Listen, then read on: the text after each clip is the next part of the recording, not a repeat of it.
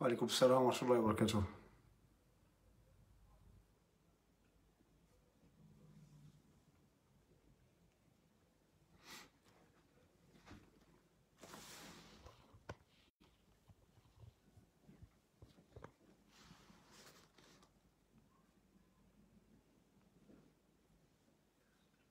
وعليكم السلام.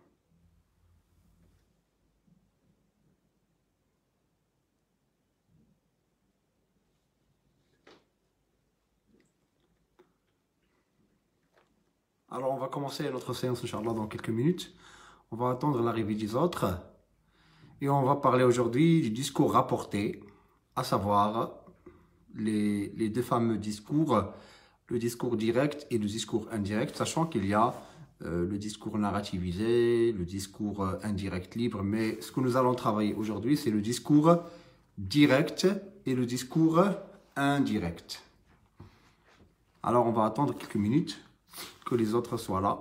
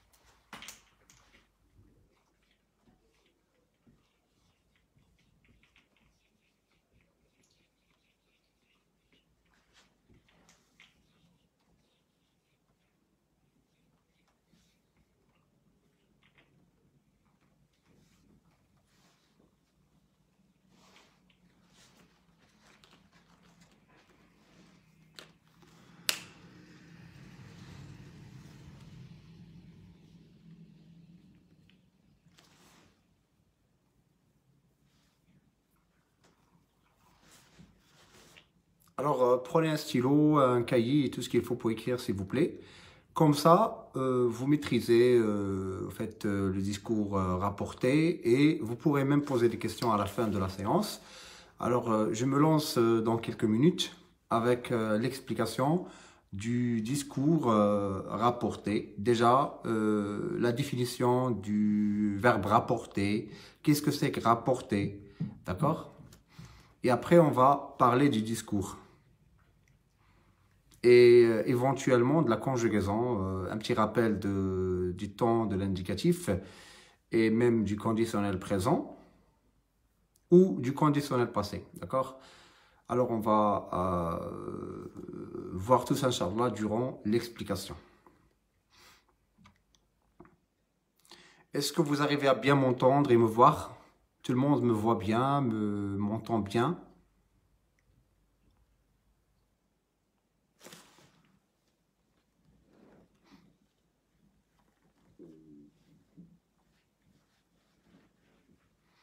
Vous arrivez à me voir et à m'entendre?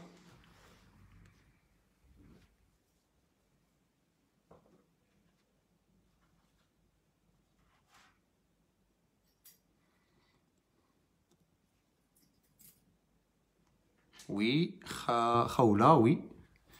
Donc, très bien. Ma voix elle est audible, très bien. Et l'image, est-ce que vous arrivez à me voir? Est-ce que vous arrivez à bien me voir? Oui, Myriam, très bien, très bien. Donc, on va arriver à attendre un petit moment, juste un petit moment, que les autres rejoignent la conversation, le live, pour ne rien rater du discours rapporté. Sinon, ils pourront tout simplement revoir le live à la fin de la séance. Très bien. Alors, je commence en fait, ma leçon, le discours rapporté. Et qu'est-ce que c'est que rapporter? Je vais dire, moi, par exemple, je suis heureux. D'accord? Je le dis à mon frère. Je lui dis, je suis heureux. Mon frère va transmettre mon discours à mon père. Il va dire à mon père que Morad, par exemple, est heureux. Il va dire Morad. Alors, comme ça. Alors,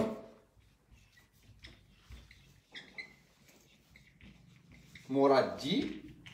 Alors, qu'est-ce qu'il dit? Je suis heureux. D'accord? Très bien. Ici, nous avons quoi dans cette phrase? Nous avons un verbe introducteur. Et qu'est-ce que c'est qu'un verbe introducteur? Le verbe introducteur, c'est un verbe de parole. Comme dire, comme expliquer, etc. C'est un verbe introducteur. Donc là, comme vous voyez, Mourad dit directement, j'ouvre les parenthèses, les guillemets, pardon, les guillemets, je dis, je suis heureux. C'est-à-dire, je dis la même phrase qui est sortie de la bouche de ce locuteur. Donc, Mourad dit, je suis heureux. On appelle ça un discours direct. Pourquoi? Parce qu'il garde l'objectivité, c'est-à-dire il est fidèle. C'est un discours qui est fidèle à celui qui a parlé. C'est-à-dire on ne change rien. On rapporte le discours tel qu'il a été dit sans rien changer, sans rien modifier. D'accord? Donc, et je dis, Mourad dit, la phrase qui est sortie de la bouche de Mourad, c'est « Je suis heureux ». Ça, c'est un discours direct. Je peux dire, par exemple,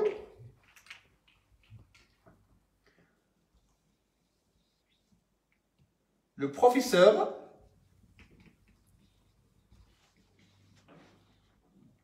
déclare, deux points de guillemets, vous aurez une évaluation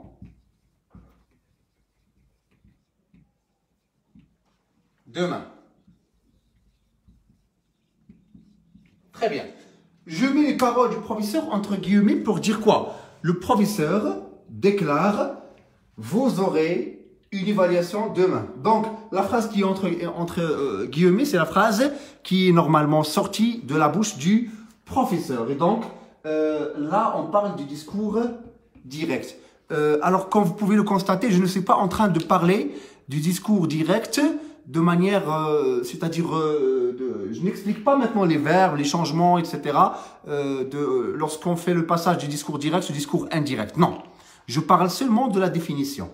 Le discours direct, c'est rapporter les paroles de quelqu'un telles qu'elles ont été dites entre les guillemets, avec bien sûr la présence d'un verbe introducteur. Donc, qui dit discours direct, dit guillemets, dit marque typographique. Et quand je dis marque typographique, c'est toute la ponctuation, d'accord? À savoir les points d'exclamation, points d'interrogation, etc. Ce sont les marques typographiques. Et bien entendu, le verbe introducteur.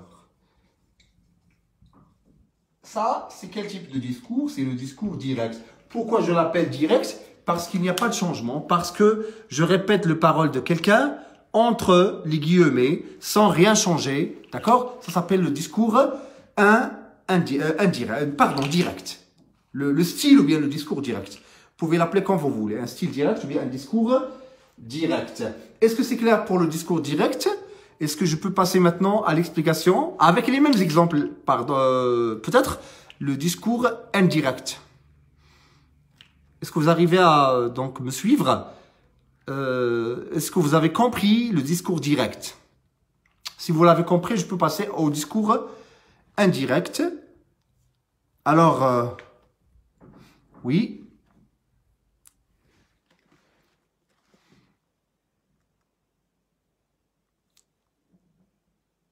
Vous avez compris?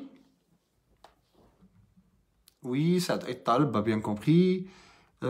Alors, pour les personnes qui sont venues en retard, s'il vous plaît, vous pouvez revoir parce que c'est très important.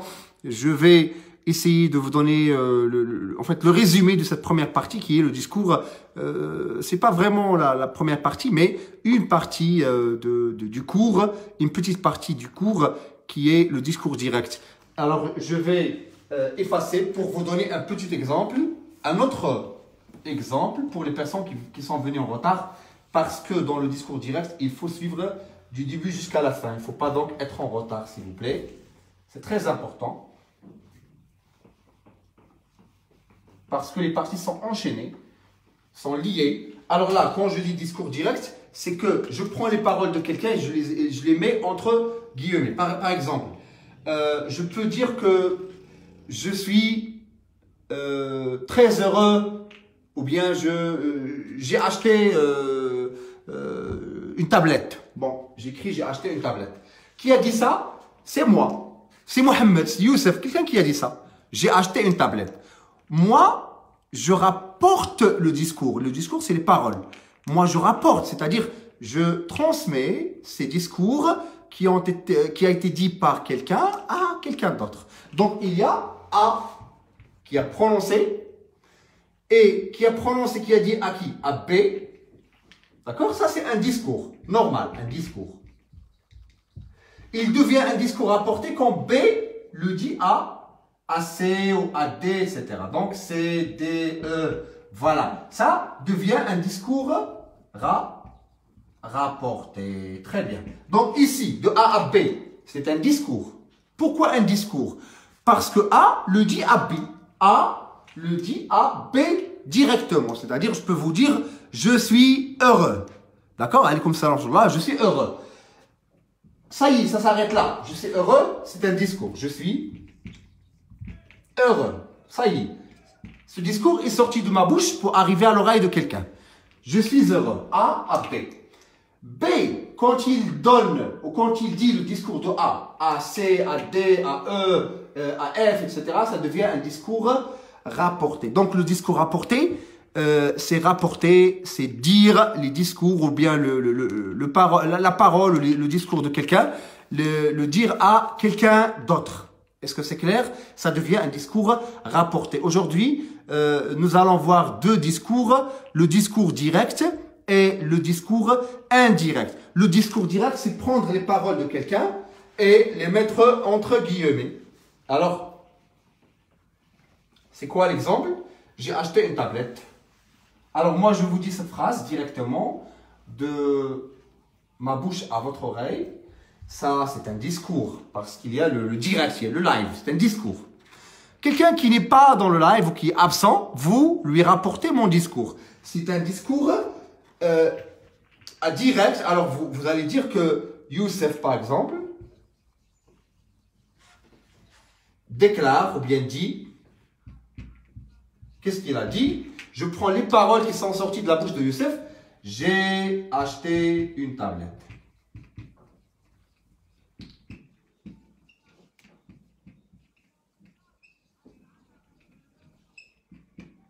Ça, c'est un discours direct. Pourquoi? Parce qu'il y a la présence du verbe introducteur, il y a les guillemets et éventuellement les marques typographiques, le point d'interrogation, le point d'exclamation, etc. Est-ce que c'est clair pour tout le monde? Le discours direct? Est-ce que tout le monde arrive à comprendre ce que c'est que le discours direct?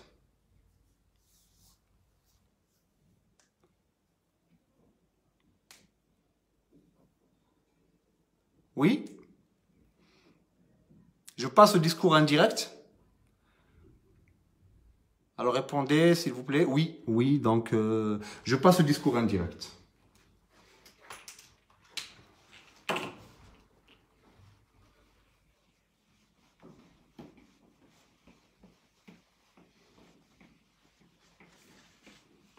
Et je vais prendre cette dernière partie, c'est-à-dire Youssef déclare. Alors le discours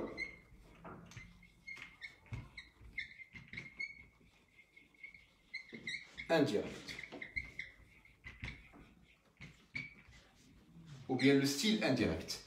Le discours indirect, je prendrai la même phrase que j'ai écrite tout à l'heure, c'est Youssef déclare. Ça c'est discours direct. Youssef déclare ou dit direct, j'ai acheté une tablette. Ça, c'est, il y a les guillemets, automatiquement, c'est direct. Ça, c'est discours direct. Qu'est-ce que je fais? Je vais transformer cette phrase au discours indirect. Je vais dire quoi? Youssef, je garde le verbe introducteur. Lorsqu'il est à la fin ou bien au milieu, je le mets au début. Youssef dit, et j'ajoute le que. Quoi? qu'est-ce qu'il dit? Ça devient une complétive. Youssef dit quoi? J'ai acheté. Qui a acheté? C'est Youssef. Donc je mets le il. Qu'il. On va oublier la conjugaison s'il vous plaît ici parce que je mets tous les verbes introducteurs au présent. Donc il n'y a pas de changement. J'ai acheté une tablette. Youssef dit qu'il a. J'ai acheté passé composé. Reste passé composé. Pourquoi? Parce que le verbe introducteur est conjugué au présent. Alors, Youssef dit qu'il a acheté une tablette. Ça, c'est un discours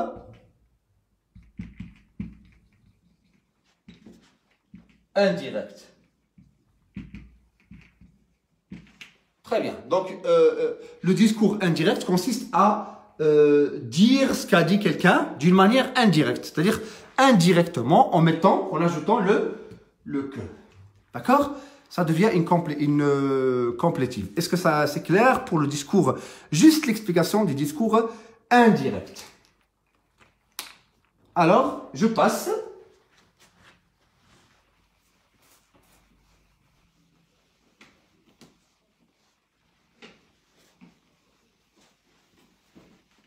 Un numéro 3 du cours, c'est les transformations. Le passage du discours direct au discours indirect.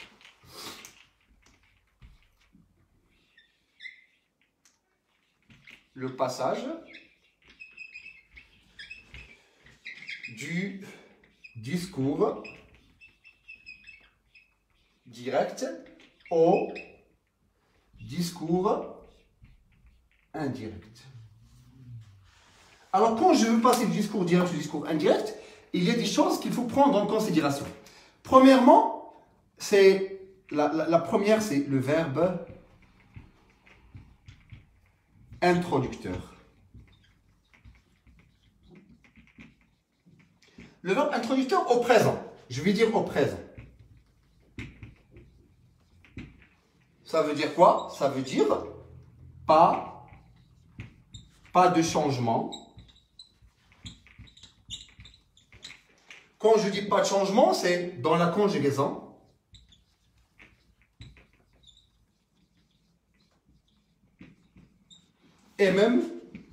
Et les indicateurs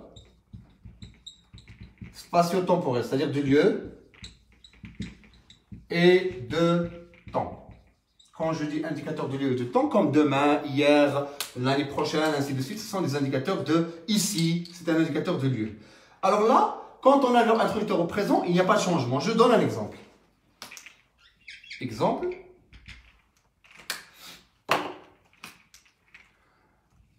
Il dit, deux points de guillemets, je suis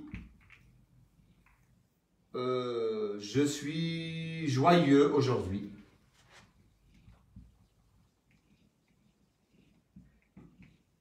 Je ne vais rien changer à l'intérieur du guillemets, c'est-à-dire ici, comme conjugaison et comme indicateur de temps. Pourquoi? Parce que le verbe introducteur est conjugué au présent. Je vais dire, elle dit, je suis, c'est présent, alors qu'il est. Il est comment? Il est joyeux. Quoi? Aujourd'hui. Ou bien quand? C'est aujourd'hui. Voilà. Il est heureux aujourd'hui. Bien sûr, je vais supprimer les guillemets. Donc, regardez bien le tableau. Et si vous avez des questions, je vais zoomer un petit peu. Maintenant, vous arrivez à voir. Voilà.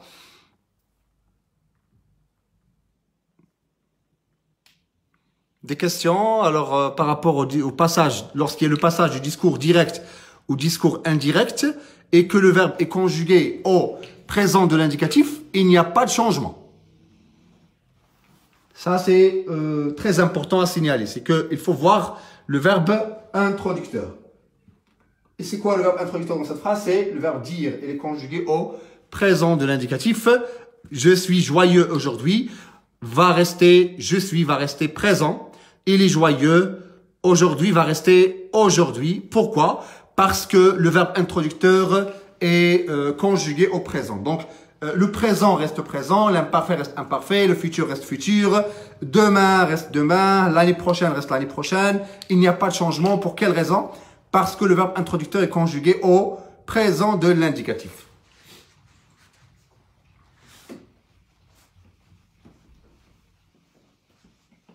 Maintenant, on passe à la transformation, bien aux transformations lorsque le verbe introducteur est conjugué au passé. Et qu'est-ce que vous entendez par passé? Passé, c'est pas seulement le passé composé, le passé simple, l'imparfait, le plus que parfait, sont des temps de passé. Alors pour le présent, lorsqu'il n'y a pas de changement, c'est quand le verbe introducteur est conjugué au présent et au futur. C'est la même chose. Il n'y a pas de changement. Présent, futur. Et je parle de quoi là? Je parle seulement du verbe introducteur par lequel je commence le rapport du discours. Mais quand il y a un verbe introducteur conjugué au passé composé, plus que parfait, etc., c'est un passé. Qu'est-ce qui se passe? Il y a des changements. Alors, verbe introducteur conjugué au passé. Quand je dis passé, c'est passé composé, c'est plus que parfait, c'est passé simple, etc. Je donne un exemple. Qu'est-ce qui se passe? La règle, c'est il y a des changements. Pourquoi il y a des changements? Parce que le verbe introducteur est conjugué au passé. Je donne un exemple. Le même exemple là, le même exemple de tout à l'heure, c'est je suis heureux aujourd'hui. Je suis joyeux aujourd'hui. Alors a déclaré, a dit Youssef. Alors, qu'est-ce que je fais? J'ai là un verbe introducteur qui est conjugué au passé. Ça, c'est un passé. Composé ou pas composé, c'est un passé. Alors, qu'est-ce qu'il y a? Alors, on va commencer par le verbe introducteur. Younes ou Youssef a dit que. Donc, après ce que, je dois voir, est-ce que le verbe introducteur est conjugué? Est-ce qu'il y a des changements ou est-ce qu'il n'y a pas de changement? Puisque le verbe introducteur est au passé, il y a des changements. Donc, Youssef a dit, je suis, qu'est-ce qu'il va devenir? L'imparfait. Je vais vous donner tout à l'heure le tableau. Younes a dit qu'il était, donc le présent devient imparfait, qu'il était joyeux. Aujourd'hui, il va devenir ce jour-là.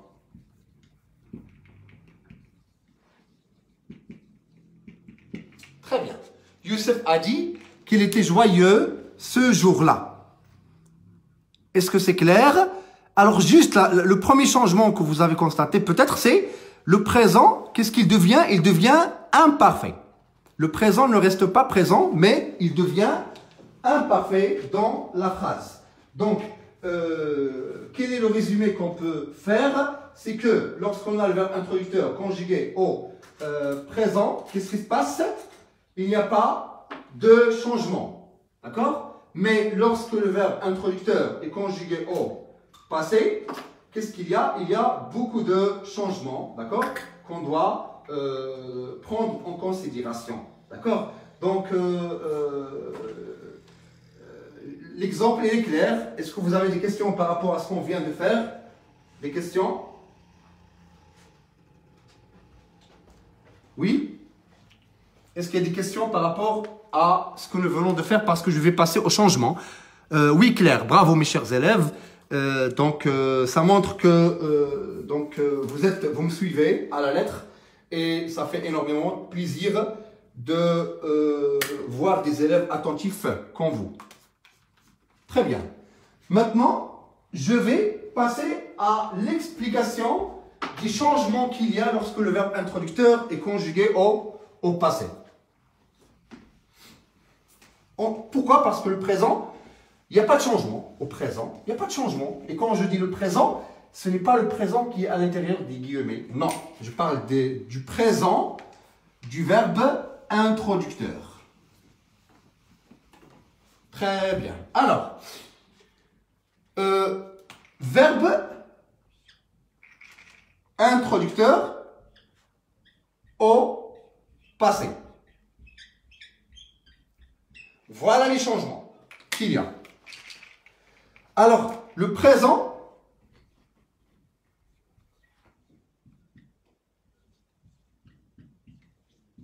il devient quoi? Imparfait.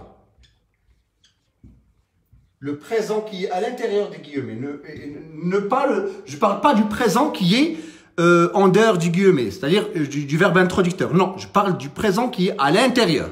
À l'intérieur du guillemet, il devient imparfait. Comme tout à l'heure, j'ai dit quoi? J'ai dit que il est joyeux aujourd'hui.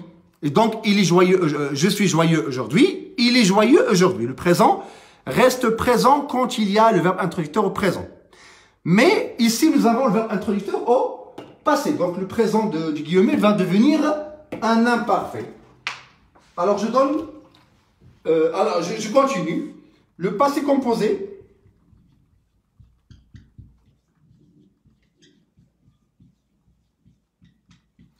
va devenir un plus que parfait. Et c'est quoi le plus que parfait? Quand je dis j'ai mangé, j'ai expliqué, ça c'est le passé composé. Le plus que parfait, c'est l'auxiliaire conjugué à l'imparfait. Plus participe passé. Par exemple, j'ai mangé, je vais dire j'avais mangé, tu avais mangé, il avait mangé, nous avions, vous aviez, ils avaient, toujours avec manger à la fin. Donc ça, c'est le plus que parfait. L'imparfait, le passé composé devient plus que parfait. Alors, le futur simple, par exemple, je parlerai, tu parleras, le futur simple devient conditionnel présent. Conditionnel présent. Et je vous rappelle que le conditionnel présent a le même radical que le futur. C'est-à-dire quand je dis je parlerai au futur, je dirais aussi je parlerai au conditionnel. Mais les terminaisons du futur sont AI, AS, A, ONS, EZ, AI, ONT, pardon. Les terminaisons du conditionnel présent, c'est avec les terminaisons de l'imparfait. Donc, futur simple devient conditionnel présent. Par exemple, je parlerai, Youssef dit, je voyagerai demain, Youssef a dit, je voyagerai demain. Youssef a dit qu'il voyagerait, AIT à la fin. Pourquoi? Parce que c'est conditionnel, demain, le lendemain. Futur simple, donc. Alors, futur antérieur.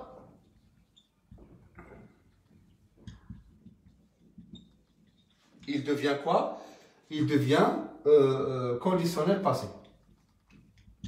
Et c'est quoi le conditionnel passé?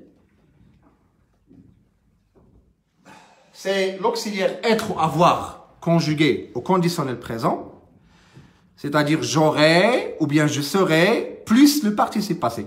Ça ressemble un petit peu au futur antérieur. J'aurai, alors je parlerai, tu parlerais, ça c'est conditionnel présent.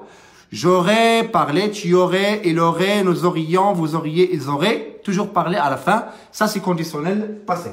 Donc, futur antérieur devient conditionnel passé, imparfait, ou bien il reste imparfait, ou bien il devient plus que parfait. Alors, s'il vous plaît, vous notez ces changements au niveau de la conjugaison. Et après, on parle des changements des indicateurs spatiaux, temporels. Et je vous donne quelques phrases comme exercice. Et par la suite, on finira, Inch'Allah, notre séance. Donc, est-ce que c'est noté? Je vous donne quelques secondes pour noter les changements qu'il y a au niveau de la conjugaison lorsque le verbe introducteur est conjugué au passé. Bismillah.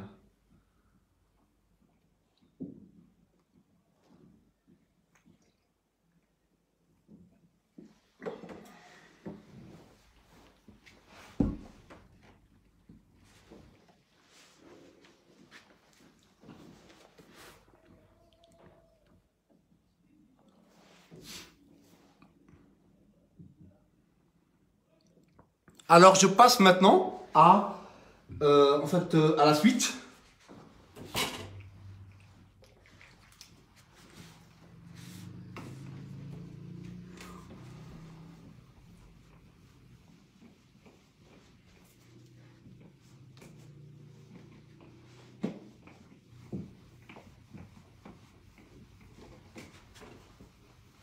Alors, aujourd'hui, devient ce jour-là. Hier devient la veille, pas la vieille, la veille s'il vous plaît, la veille, d'accord? Maintenant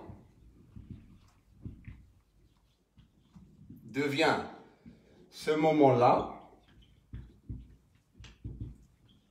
Et bien sûr, tout ce qui se rapporte à un démonstratif comme ce cahier, par exemple, ce cahier, cette fille, cette voiture, etc., ces garçons, ces femmes, ce cahier devient ce cahier-là. Alors, aujourd'hui, hier, maintenant, la semaine ou bien le mois prochain, il devient le mois suivant. Le mois dernier, il devient le mois précédent. Et bien sûr, ça c'est la même chose pour la semaine, pour voilà. Alors, qu'est-ce qu'il y a d'autre? Ici, devient là. D'accord? Donc, après-demain. Donc, je termine ici. Après-demain devient le surlendemain. Le surlendemain et avant-hier devient l'avant-veille. C'est attaché avec un trait d'union, l'avant-veille. Donc, ce sont les changements qu'il y a au niveau des indicateurs spatio-temporels. J'espère que c'est clair pour passer à vous donner quelques phrases. Mais avant, bien sûr, il y a une partie qui concerne l'interrogation, c'est-à-dire les questions. Comment je fais le passage des questions avec l'impératif. Également, l'impératif, comment je fais, et les questions, comment je fais pour la transformation. Donc, je passe maintenant à l'explication de l'interrogation. Et par la suite, je passe à l'impératif. Qu'est-ce que c'est que l'impératif? C'est lorsque je donne un ordre à quelqu'un. Ça, c'est l'impératif. Alors, je commence par les questions. Les questions. Les questions, il y a plusieurs questions, d'accord? Je peux dire, par exemple, est-ce que tu es malade? Devient si. Et n'oublions pas qu'il y a avec est-ce que, il y a l'inversion de sujet. Tu es malade? Es-tu malade? Au lieu de dire est-ce que, on dit es-tu malade? Ou bien l'intonation. C'est quoi l'intonation? C'est questionner en changeant bien sûr son intonation. En disant par exemple la phrase déclarative comme elle est, tu es malade, mais je change la façon dont je pose la question. Tu es malade? Ça c'est est-ce que. Donc est-ce que a trois variantes. A. Est-ce que, bon, on peut poser la question de trois manières différentes. Il y a est-ce que, il y a l'inversion de sujet et il y a l'intonation, c'est la même chose.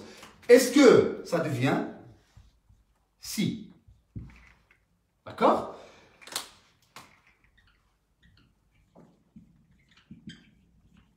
Qu'est-ce que? Ou bien qu'est-ce qui?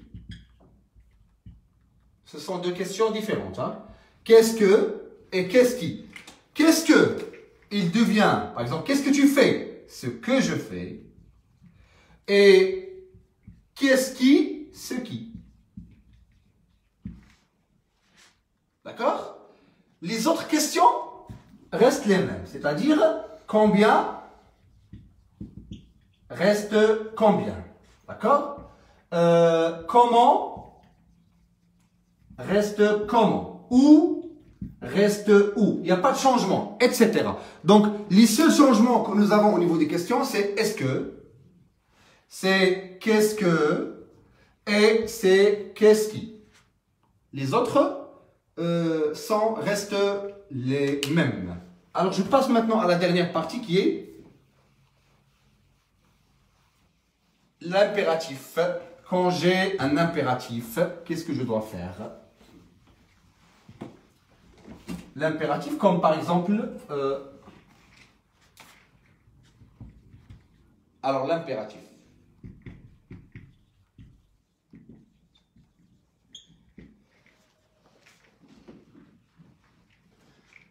Mon père ou bien ma mère, mon père m'ordonne, deux points de guillemets, révise. Vous voyez? Mon père m'ordonne, révise. C'est un impératif. Qu'est-ce que je vais dire? Mon père m'ordonne de réviser. Alors la règle, c'est quoi? C'est l'impératif devient de plus infinitif.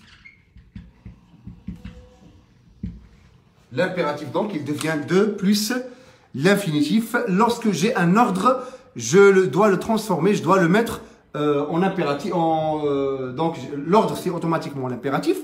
L'impératif va devenir de plus l'infinitif. Voilà. Je passe maintenant à un petit exercice. Et j'attends vos réactions par rapport à l'exercice. Préparez-vous, s'il vous plaît. Un petit exercice, c'est quelques phrases. Alors, c'est mettez. La question, c'est mettez au discours indirect. Alors, premièrement, mon frère me demande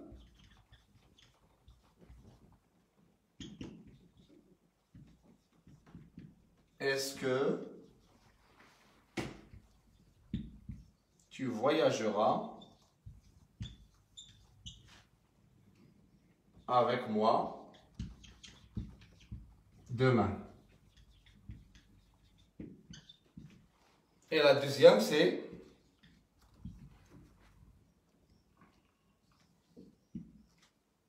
il annonça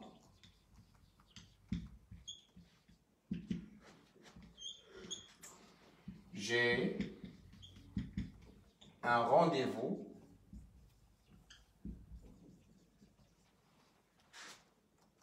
la semaine prochaine.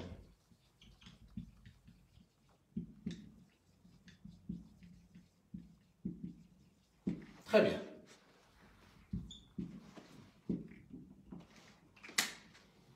Alors là, je vous laisse répondre à ces phrases. La première phrase, mon frère me demande est-ce que tu voyageras avec moi demain? J'ai oublié un point d'interrogation que je dois mettre à l'intérieur du guillemet. D'accord? Donc, mon frère me demande est-ce que tu voyageras avec moi demain? Donnez-moi la bonne réponse. Et il annonça j'ai un rendez-vous la semaine prochaine. Et bien sûr, n'oubliez pas, s'il vous plaît, que s'il est conjugué au présent, c'est bien. S'il est conjugué au passé, c'est bien. Vous devez faire les changements nécessaires entre passé et présent. Alors, j'attends vos réactions.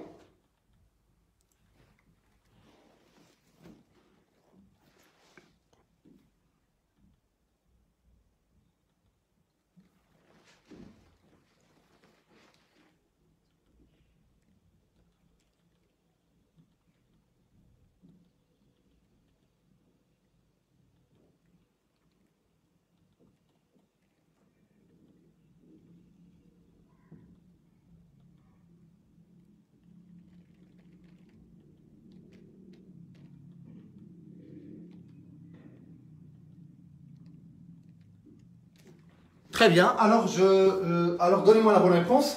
Pour mon frère me demande, est-ce que tu voyageras demain? Qu'est-ce que je dirais? Je dirais, alors,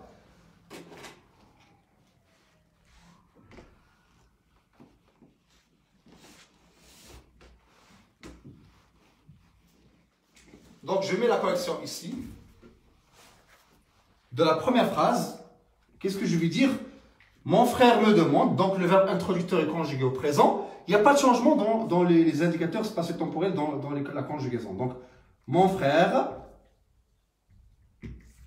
me demande, il y a est-ce que? Est-ce que, dans tous les cas, il devient si. Me demande si, il parle à moi, d'accord? Si, alors pour le voyage, c'est moi. Est-ce que c'est moi qui voyage? Donc, si je... Alors, il y a le futur, je garde le futur. Si je voyagerai demain avec lui, avec moi, c'est avec lui, parce que c'est mon frère, avec lui. Demain reste demain. Pourquoi? Parce que le verbe introducteur est conjugué au présent. Alors, je passe à la deuxième phrase.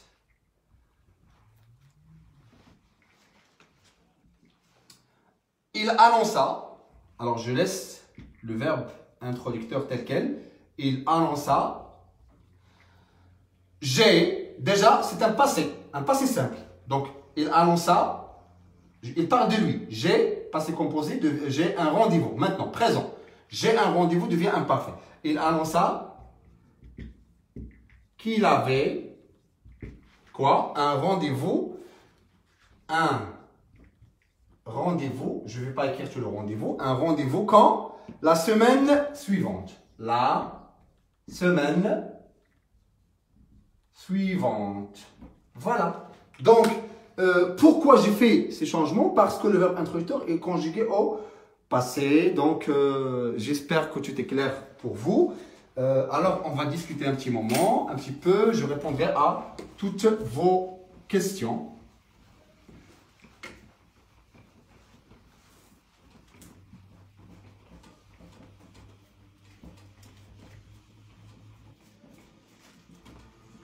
Très bien. Alors, je peux maintenant répondre à toutes vos questions.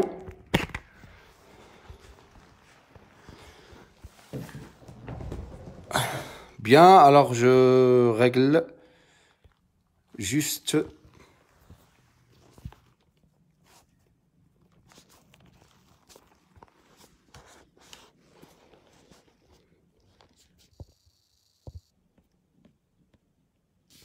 Très bien, maintenant, donc, je suis prêt à répondre à toutes vos questions, à toutes les questions que vous pourrez poser. Il n'y a pas de problème. Si vous avez des questions, n'hésitez pas.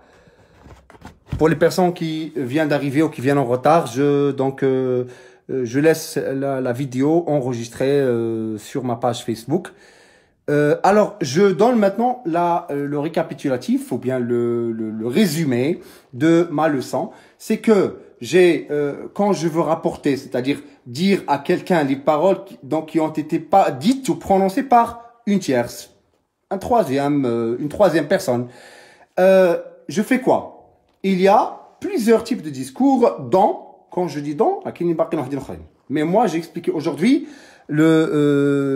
l'imparfait et le discours direct et le discours indirect. Mais si on dit le discours direct, quand j'ai le discours direct, c'est-à-dire je dois trouver les guillemets. À chaque fois que je trouve les guillemets, c'est un discours direct. Mais le problème, il se pose quand je veux passer au discours indirect. D'accord? Quand je veux passer au discours indirect, je dois prendre en considération le verbe introducteur.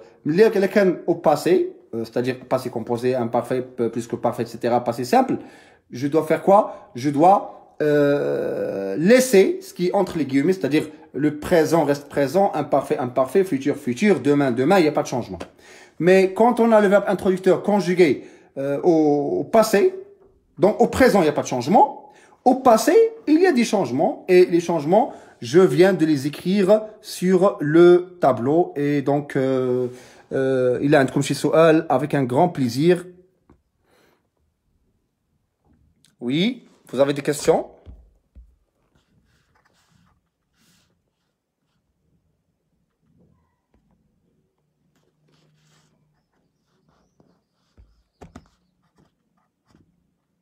Très bien. Alors, donc tout, oui, Khadija, oui, bravo. Tout dépend du verbe introducteur. Tout dépend du verbe introducteur. Il est conjugué au présent. Il n'y a pas de changement. Quand je dis il n'y a pas de changement, c'est dans les verbes et les indicateurs spatio-temporels. Mais bien sûr, vous devez accorder les pronoms personnels. Oui, quand il y a le verbe introducteur au passé, il y a un tableau. Je viens de vous le donner, donc vous pouvez le consulter après la séance. Donc, oui, très bien. Est-ce que tu veux... Oui, les exemples, avec un grand plaisir. Donc, pour les exemples, je vais les dire oralement. Et tu peux, bien entendu, merci infiniment. Par exemple, il dit, j'aime le Maroc. Il dit, j'aime le Maroc. Ça, c'est un discours direct parce qu'il est les guillemets. Il dit, j'aime le Maroc. Mais le discours indirect, je dois voir le verbe introducteur. Il dit, c'est un présent, il dit qu'il aime le Maroc. Walakin, il a dit qu'elle aime le Maroc. Il a dit, le verbe introducteur est au passé, on va pas dire aime, parce que c'est un présent, on va le mettre à l'imparfait. Il dit qu'il aimait le Maroc. Voilà. Je vous remercie chaleureusement de votre attention et prenez soin de vous. À la prochaine, Inch'Allah, dans une nouvelle leçon.